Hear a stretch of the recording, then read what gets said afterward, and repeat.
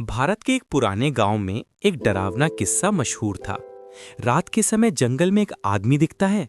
सुबह वह सियार बन जाता है। लोग उसे डाकिनी सियार कहते थे। गांव की 20 साल की लड़की अनाया शहर में पढ़ने के बाद गांव आती है।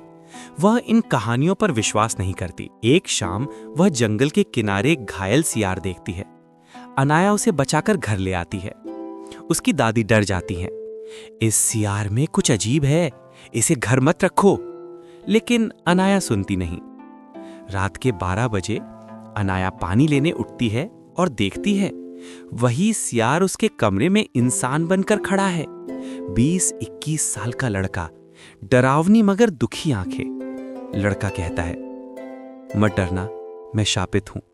दिन में सियार, रात में मनुष्य। अनाया बेहोश हो जाती है। अगली रात लड़का फिर आता है। अपना नाम बताता है, आरुष।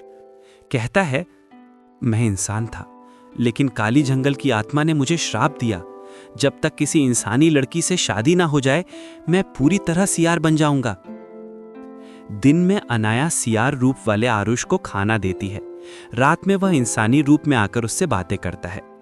धीरे धीरे एक अजीब सा लगाव बन जाता है। अनाया कहती है, मैं तुम्हारी मदद करूंगी। एक रात कुछ लोग उस सियार को पकड़ने आते हैं। वह किसी तरह भाग जाता है। अनाया डर जाती है, अगर उसे उन्होंने मार दिया तो? गांव वाले कहते हैं, यह कोई साधारण सियार नहीं, यह अपशगुन है। अनाया आरुष के साथ जंगल के गहरे हिस्से में जाती है। वहां उस चुड़ैल का भूत मिलता है जिसने श्राप दिया था। चुड़ैल हंसते हुए कहती है, अगर सच्चे मन से तुम इसे अपना जीवन साथी मान लो, तब श्राप टूट सकता है। एक तरफ इंसानी दुनिया, एक तरफ सियार रूप वाला आरुष। रात में आरुष कहता है, मैं तुम्हारी जिंदगी खराब नहीं करना चाहता, बस दूर चली जाओ। लेकिन अनाया कहती है, मैं तुमसे प्यार करती हूं, चाहे तुम इंसान हो या सियार।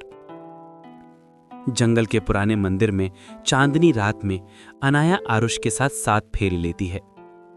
फेरा पूरा होते ही भूकंप जैसा झटका, जंगल की हवा बदल जाती है और आरुष धरती पर गिरता है। उसका शरीर चमकने लगता है। धीरे धीरे उसके सियार के लक्षण गायब हो जाते हैं। वह पूरी तरह इंसान बन जाता है। अनाया रोककर उससे गले लगती है। आरुष फिर से सामान्य जीवन जीने लगता है।